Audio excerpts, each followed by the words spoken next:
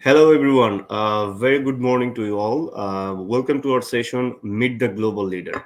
So, basically, this webinar is organized by School of Entrepreneurship Development, which is a Bangladesh based non-profit organization. So, the objective of this webinar is to share the professional journeys of different professionals who around the world to share their stories so that our audience who are university going students they can get an idea about how people work, how people are implementing different skills they have learned through different activities or in their university, so that they can get an idea about like what they should do while they're a student. So today we have invited Mahiya. She lives in Australia and she's our early career coordinator. So we're going to hear her story today, and we believe that our audience they are going to learn a lot from her. So Mahiya, welcome to our session. Thanks, Marva. I'm really glad to be here. Hope you are doing well. So Mahiya, can you share a bit about yourself? Of course, yes. So thanks again, Marva, and I'm really glad that I can be here today. Thanks to everyone that's tuning in on. If you're in Bangladesh, it must be morning. So great to meet you all. I am currently working at PricewaterhouseCoopers or PwC as a human resources associate. So my department is early careers specifically, but I'm also actually finishing up with university. So I'm just still doing my bachelor's of psychology, majoring in human resource management at the University of New South Wales in Sydney. And so that's pretty much, those two things take up a lot of my life. But apart from that, I'm also someone that loves spending time with my friends and family in my spare time. I'm someone that's really passionate about baking, just a little hobby of mine, and someone that really loves to volunteer and give back to my community in my spare time as well. Great. The point you have mentioned that you love volunteering and Yeah. give something back to the community. So keeping in that point, can you share about your experiences of volunteering apart Yeah, from of course. study, so that and what you learned from there by volunteering? That would be great. Course. Yeah, so I have done volunteering for a long time now. Throughout high school, I ran a lot of fundraisers. I was involved with a few different organizations as well. But I really started avidly volunteering once I started university. So whilst I was completing my studies, I also took the opportunity to do a few fundraisers. For instance, when COVID was around back in 2021, I raised a fundraiser for this organization called Nourish Bangladesh, who are doing really amazing work. Back then, Bangladesh was really affected badly by the pandemic, and a lot of people were, out of resources, out of the supplies, and didn't have the finances or the means to access those resources. And so that organization was doing the best work in getting those to the people. And so, yeah, I raised a fundraiser, which, was quite successful and I was really happy about. But apart from that, I've also been doing part-time volunteering with a couple of different charity organizations. So there was one called The Generous and the Grateful and another one called Her Africa. And so, you know, um, volunteering, of course, brings in so much intrinsic reward. Not only do you, actually get to help people and give back to the community and feel good from that, but it's also a great opportunity, especially if you're a student and you're wanting to gain a bit of more life skills, a bit of more teamwork skills, because I can definitely say that working in those charity organizations, I, got to work in a team of like-minded individuals who were all trying to achieve this great cause. And I was there with them, talking to them, communicating, brainstorming, coming up with different ideas. And that, really, really gave me amazing experience whilst I was still at uni. But apart from that, it really helped me put perspective into things in my own life. I was meeting so many different people from different stories and journeys, doing all kinds of great things. And that really helped me sort of broaden my awareness and my knowledge about everything that I knew. And so, in that aspect, volunteering was incredible. Yeah. Were you passionate about that, or it's like, oh, I just want to explore these sectors? Let's see if like I have free time, so let's explore, like community work. So what was Yeah. your passion basically? Because it's a like people do volunteering, they have to spend invest their time. Most of the times it's free of cost. So like there must be a passion. So why? What was your passion? Yeah, well, it's a good question. Growing up, I've always sort of been someone that wants to get out and help people, wants to sort of be on the ground and, actually help people that are, less fortunate or less, have less advantage to what I have. And so that's always been something I've done ever since I was in year sort of 6, 7. I started volunteering, doing community work. I was actually a youth ambassador for an environmental sustainability charity in Australia called 1 Million Women throughout high school, and just did a lot of different work like that. So yeah, definitely was always passionate about it. But alongside that passion, I was also really fortunate to pick up a lot of different skills and experience whilst doing volunteering. Great. So it was connected to from your personal story. Yes, So that's right. through that experience, I mean, through volunteering, what was the like main skill or skills you consider you developed at that time? Yeah, for sure. So I think definitely that teamwork piece. So working with a group of like-minded individuals, working with people from, it could be all kinds of different ages, different backgrounds, people doing all kinds of things in life, and just working together, putting in that time aside in the week to, come up with ideas, come up with different initiatives on how to get out there and help people and do good work. For instance, the most recent organization I was in, Her Africa, they were basically focused on women's empowerment in countries in Africa and how to provide, women's hygiene and sanitation products to those that weren't able to access those medical supplies. And so I worked with a great team to, come up with different initiatives, how to, market our cause, how to find the right audience, how to, really develop our organization as a whole. And so that was an incredible experience. I would say that as a student, that would be really helpful for you to, experience what it feels like to work in a team, do run meetings, brainstorm ideas, all kinds of things. It really improves your creativity as well. But alongside that, it's also really good if you are currently struggling with, finding or developing relationships aside from, university, and, you want to meet people, you want to create more sort of business related relationships. It's also a really great way to do that. Amazing. So we believe that our audience who are listening to this, they actually have got an idea about the benefits of doing volunteering. So let's go to your like professional journey. So Yeah. how did you start your career? Yeah, no.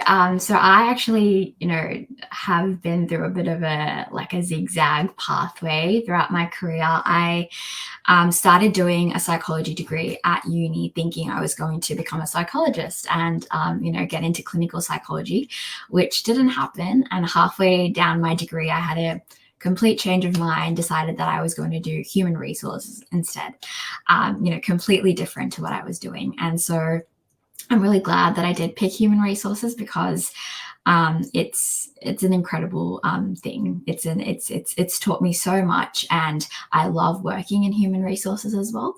I started my career, doing tutoring. I was working at a juice shop. I was selling juices and smoothies.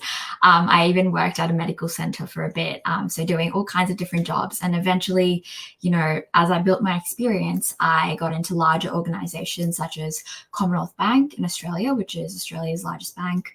I got into Macquarie Group, an investment bank there, and now I'm currently at PricewaterhouseCoopers. So it's definitely been a journey, but I would say that working alongside studying at university has its ups and downs. Downs is that you are, obviously constantly tied up with how busy your life is, and you have to manage a lot of different priorities. But I am definitely really, really happy and really glad that I ended up choosing working and studying at the same time, because not only did I learn so much through working, I would say that, obviously your degree teaches you so much, but I would say that I learned a lot of other things through the practicality of working in an organization itself. And so I would say that I learned a lot about human resources through work that I didn't actually learn from my studies or from university. So that was definitely a plus point. But I also got to experience, real life skills and got to meet different people, got to develop relationships, got to network, learn how to build my confidence, learn how to put myself out there and really challenge myself. And I would say that I definitely wouldn't have been, or maybe I wouldn't have been as comfortable to push myself out of my comfort zone and challenge myself if I didn't gather all of those experiences that I did working in those different jobs. So yeah, definitely had a lot of ups. Great. So um, let's get back to that. I mean, to the like HR, human resource. So why Yeah. did you choose HR as a professional? Human resources was quite fascinating to me. First of all, it's Just to ask, because yeah, sorry to interrupt. that's Here, okay. most students they think it's like a very comfortable job. Like Uh-huh. all the time being in the office, Yeah. drinking coffee and hanging out with people. That's so easy, and this is the most comfortable job ever. Mm, So if you can share your perspective as well about yeah. your what was your or what drove you to choose HR as profession, and also the impact an HR can do can have in that organization. So that would be Yeah. great. No, I definitely get the easy why it comes across as easy. And I'll be lying if I say that I don't hang out and have coffee with my colleagues. But I picked human resources because it was a pathway of psychology. So it goes down a sort of organizational branch of psychology, sort of learning how to understand organizational psychology, learning how to understand how people work in organizations and business more broadly. But apart from that, human resources is not easy. That's the first thing that I'm going to say. It's definitely challenging for a lot of different reasons. When I worked at Commonwealth Bank, I was there as a human resources advisor. And I had to tackle all kinds of different situations. I had to deal with a lot of different different little difficult people, but also a lot of people who had really hard situations, hard circumstances, and I would have to be there to offer that support to them and offer a solution to them to deal with that situation. And so those calls and those meetings were definitely not easy, but it's part of the job. And so I think that's what makes human resources incredible. It's about being able to be resilient, being able to learn how to deal with different kinds of people, different kinds of situations. And there's a really big focus on problem solving as well. So in that aspect, it's not as easy as it comes across. It also makes a really big impact. And I think one of the biggest misconceptions about HR is that they only really focus on the company and the company's values, and it doesn't actually focus on the employees. It doesn't really care about its people. And that misconception could not be more wrong. Throughout working in human resources, I've put my priority for both the company and the people in it. And, sometimes it's hard to find that balance, but it's also achievable. And it's been amazing because putting people at a focus is really, really important in an organization. And I think a lot of organizations struggle to do this, where they put people in their focus, because the people of an organization is really what makes the organization whole and what it makes it thrive. And I think human resources is important because it focuses and supports those people and, allows them to achieve everything that they want to. And so, in that sense, my role specifically, early careers, is incredible. And my team, we do great work in this, is that at PricewaterhouseCoopers, we sort of create opportunities for people studying in university, or they've just left university, to really discover their potential and discover the opportunities that are there for them at our company. Because a lot of the time, when you're just a university student, or say you're just finishing up high school and you're about to start university, you sometimes don't know what you want to do. Sometimes, there's so many different options, there's so much going on, there's so much competition, and sometimes it's hard for you to know what you want to do. And even if you do know what you want to do, sometimes it's hard to even find out how to get there, find out what steps you need to take to eventually hit your target. And so what we do as a team is we meet different university students who are feeling this way, or who don't know the right step for them, and we inspire them a little bit. We give them a bit of guidance, we give them a bit of advice, and we show them the opportunities that we have for them at our company. And it's great because I've met students who felt a little bit demotivated, hopeless, a bit confused, and a bit lost on what they want to achieve in their career, because I feel like with our generation, the competition has just increased. I think, 50 years ago, there wouldn't be as much competition for university students to get a job, but now it's definitely built up and it's a lot more. And it's not just about, having the right degree or having the right academic qualifications. It's a lot more than that. And so it's about the skills you build. It's about the volunteering experience or the university club experience that you have. It's about how you're able to communicate with people, how you're able to talk to people, the confidence that you have. And so all of those skills are really, really crucial. And we actually go to different university events to actually help university students understand this. And teach them about these things. And so it's a great way for them to be inspired, but also for us to be inspired and for us to learn from them. And so that's the sort of impact that I'm creating through my job, and that my team's creating through what we do. And it's really great. Wonderful. So definitely we are going to hear the advice in general you give to those students. Yeah. So we will go to that. Yeah. So the point is, when you first started your career, Yeah. did you find any gap in between your academic studies, or the thing that you learned in your university versus the thing that you at first when you started you realize that in real life or professional life there's some gap in between academic and professional life? Did you find that? I did find that. I think that's one of the, dealt with it. yeah, I think that's the biggest reason why I changed from psychology to human resources. So when I was studying psychology, obviously it's such a fascinating subject and there's so much to learn and so much to know about it. But I found that oftentimes university students, or when you're young, you don't have that opportunity to actually put that into practice, because oftentimes you have to pursue, further qualifications in psychology and actually have actually be a registered psychologist to actually go and practice it as a profession.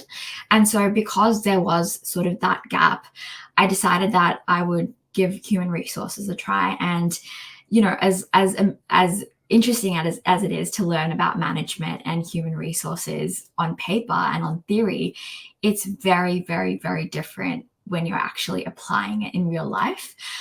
Because say I learn one thing from a book, or say I learn one thing from a lecture, it will always be very different when I actually have to apply that thing in a real world concept, or in a meeting room full of people, and actually have to implement it. And so I think from that aspect, there was that gap. I think that gap is just given.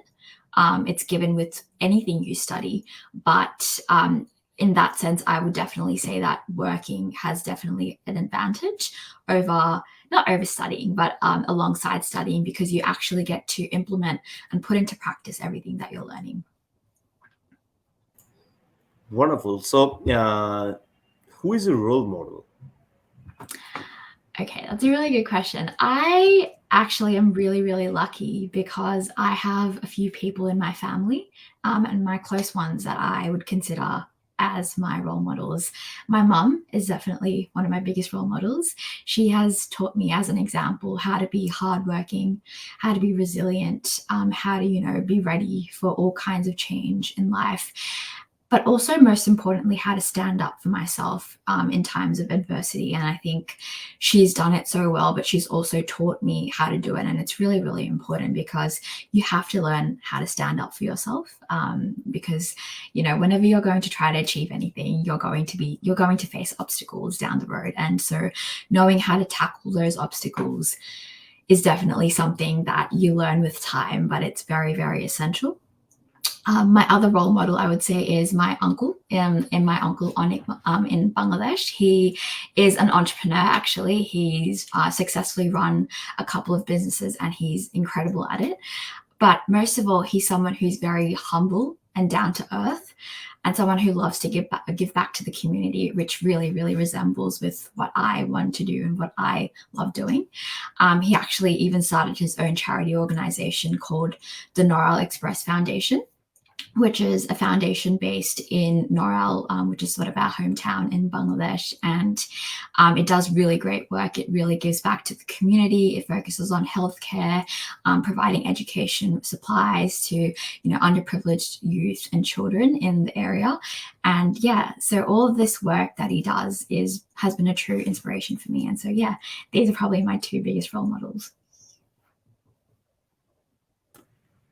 Great. So you see, like the importance of like having this kind of impacts from like from family persons. Yeah. So the thing is, like doing volunteer works or giving something back to the community. Yeah, we can also like our family members have an impact on that. Yeah, So like absolutely.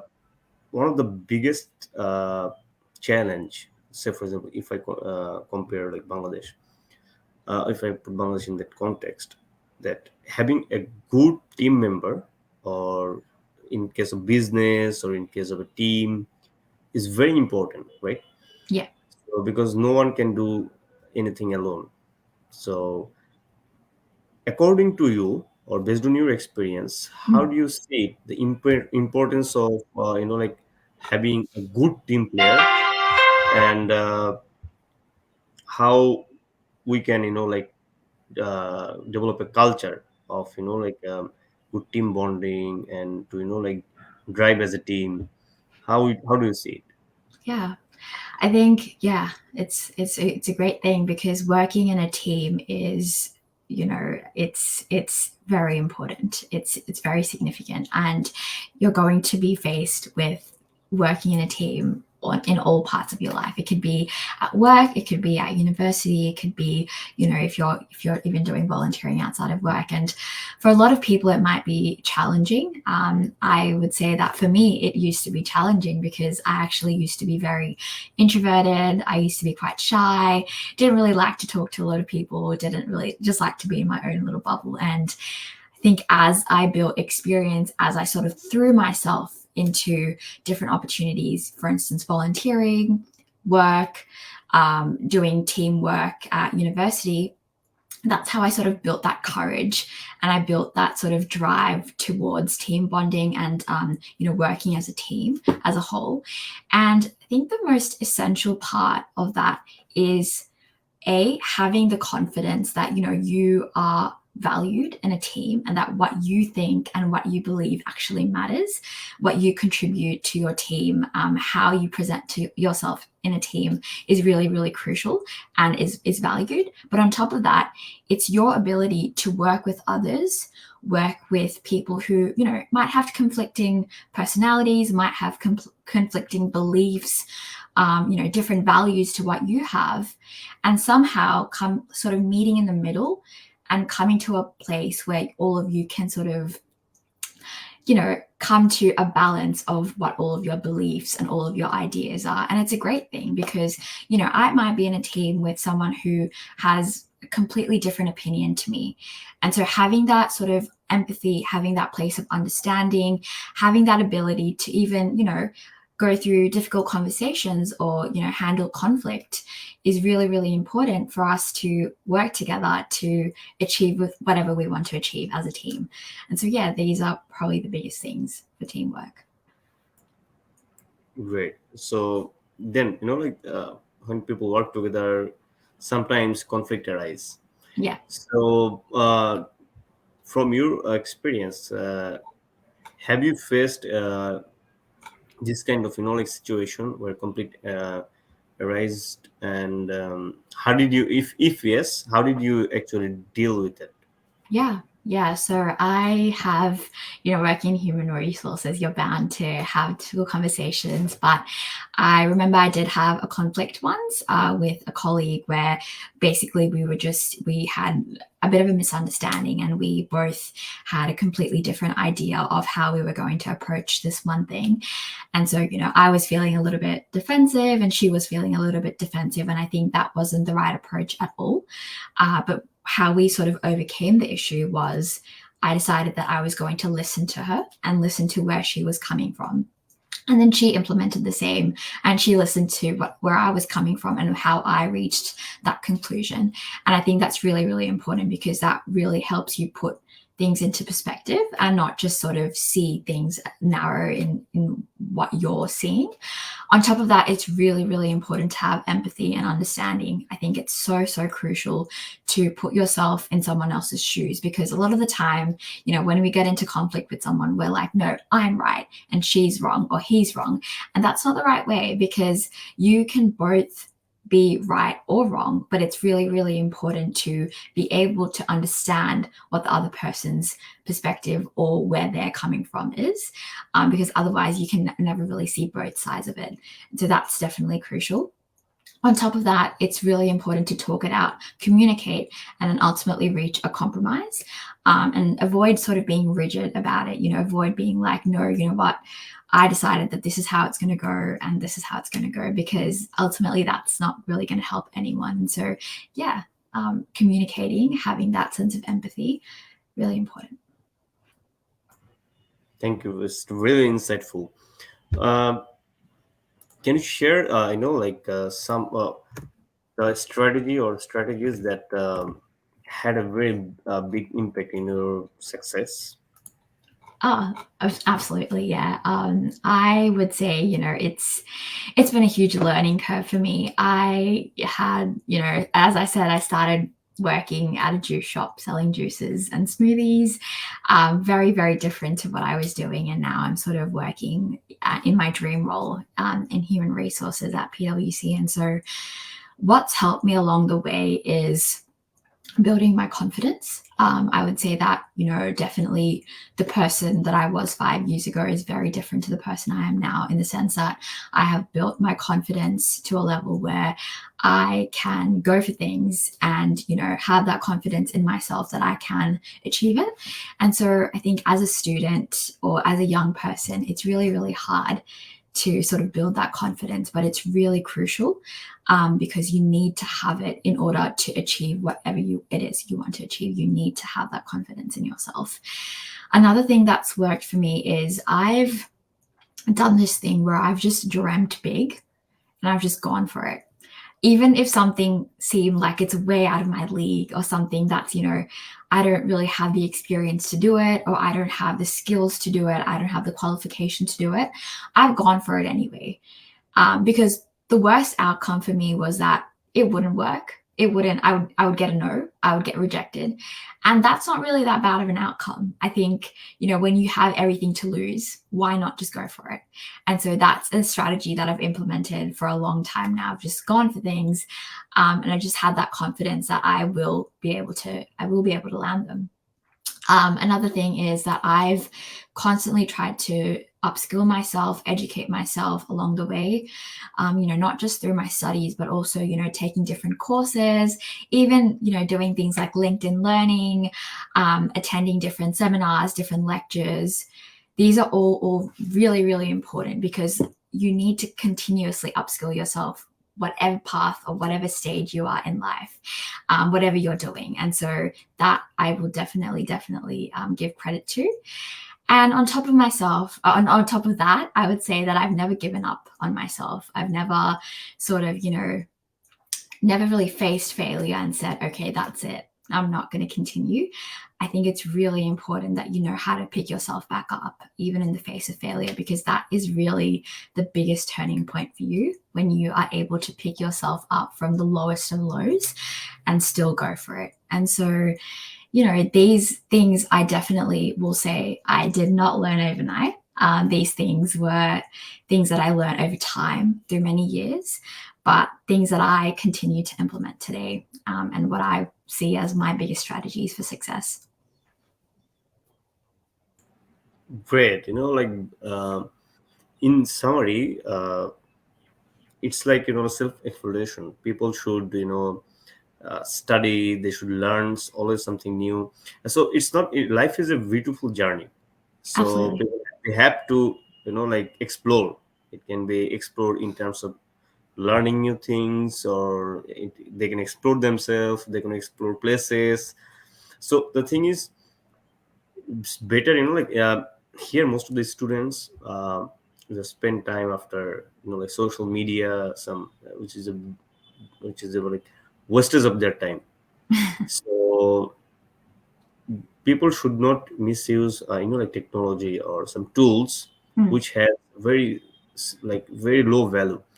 So like based on your point that you have just shared, that like you always like explore things, like by doing voluntary works, it's also like exploring things, learning new yeah, things, learning working with the people who are from different places or maybe countries. So exactly. that's the thing that always, like you said, you mentioned upskilling, like Mm, their skills or their knowledge or anything. So this yeah, is very important. Like people have to do something meaningful, so that they can like get out of the frustration stage. Like most of these students there, uh, they don't know, like after graduation, which areas they can explore. You know, yeah, and and that's the thing reason that after graduation most of the students they become frustrated, because most of them, they didn't develop any skill during their study or mm, university life. So there is a dilemma after graduation, that which areas I can explore. I don't have a skill. So it normally takes time to get a good, to start a good career for them. yeah. So in that case, can you share some advice for university students, how they should prepare themselves? Because like after graduation, Mm, whether they start their career in professional sector yeah. or start as a like entrepreneur. Mm. So can you suggest how they should actually prepare themselves, how they can develop some skills so that after graduation they can like start their career immediately? Yeah, absolutely. You raise a really good point, and it's it's a case with I think so many students now, and I would be lying if I said that there wasn't a time in my life where I didn't feel confused or not know what I want to do. It's really hard, and I think the biggest thing that you need to do is you need to push yourself out of your comfort zone. I think a lot of people, they sort of settle for what's comfortable, and they don't push themselves to go out of that. And it's really really important that you do, because say at university there's so many different opportunities for you to start a club, or join a club, join as like a member, or like join as like a body of an organization, do volunteer work. There's so much to do. Even start a sport, like even start playing sport, or as like a sport club. And the more you say yes to these opportunities, the more you say yes to these experiences, the more you're going to learn, the more you're going to put yourself out there, meet people who might inspire you to do something. You might meet someone at a soccer match and feel so inspired by what they've just shared with you, that you decide that that's going to be your mission in life. And so you can only get to that stage once you've put yourself out there and actually got yourself up from the couch and, you know, experience the different things that there is to offer. So that's definitely stage one. Stage two would be to find something that that you're so passionate about, that that you can just see yourself doing something for it. And that is so big, because whatever is passionate, whatever you feel you are passionate for, whatever you sort of feel like there's a fire that burns inside of you whenever you just hear about it, that is your that is your mission. That is what you need to try to achieve. And I think that's how we see some of the biggest leaders in this world come from, because a leader to me is someone that has a mission or has a purpose or a passion that they believe in so much that they will go to any lengths to achieve it, right? And then along the way, they have followers, or they have people that are so inspired from them that they join that leadership and they join that vision as well. And so be that person, be that entrepreneur, be that leader, be that mogul who has that thing that they love and are so passionate about and will do anything to achieve it. And so with that, you need to be resilient. You need to be resilient to all the obstacles you're going to face along the way, because you will face obstacles. No matter what you want to achieve in life, you are going to face tough times and obstacles, but you need to know how to, go through with them and overcome them. On top of that, you need to be determined. You need to have that goal or have that thing that you want to achieve and not stop until you've achieved it. And that is a really big thing, because I think a lot of people lack that determination or that courage nowadays to actually go big for a lot of things. And a lot of the time, in countries, say, such as Bangladesh, or in different cultures, there's a lot of sensitivities. Say, there's financial struggles, there's cultural barriers that might not allow you to pursue certain things. And that's part of it. And you need to find a way to, tackle those, go around those, and still do what really, really makes you feel good and do what you love. And so I think that, having that courage and putting yourself out there are the biggest sort of my recommendations for those students. Wonderful, very wonderfully portrayed. I mean, you connect the importance of developing skills with the real life example. So here we are at the end of our webinar, and we believe from School of Entrepreneurship Development that our audience, they have learned so much from your experience, because although you are in different country, but the thing is similar. They can relate those with their current situation. And the thing that we always try to do is create an awareness, among students, that they should start thinking about their career or profession since the beginning of the university life. Otherwise, it goes so fast that they didn't think with a blink of eye. They said like, oh, I just started yesterday, but today I'm just about to graduate. So Yeah. the thing is, most of them waste their time by doing so many like unproductive works. So in that case, I we believe that your stories, it is going to create an awareness among them, and we encourage them to start doing things from today. So don't wait. You can start small, but you can, if you keep going, you will definitely get the positive result out of it. So, Yeah. Maya, thank you so much for your wonderful contribution, valuable contribution, and insightful stories and advices for youths. On behalf of School of Entrepreneurship Development, I would like to share a sincere gratitude and wish you very best of luck. Thank you so much, Mahbub, and my absolute pleasure. I had such an incredible time talking to you today, and I just wanted to end on a really quick note. I think that anyone watching this, or anyone that's a part of this amazing, NGO that you've run, has the ability to achieve their dreams. It's really possible, but you just have to, have that strive and have that dedication to achieve it, and you can. And I am always just a message or an email away. So if anyone has any questions or would like any advice or any guidance, feel free to reach out to me at any time. But thank you so much for today, Mahbub. Thank you. Have a good day. You too. Have a great one. Bye.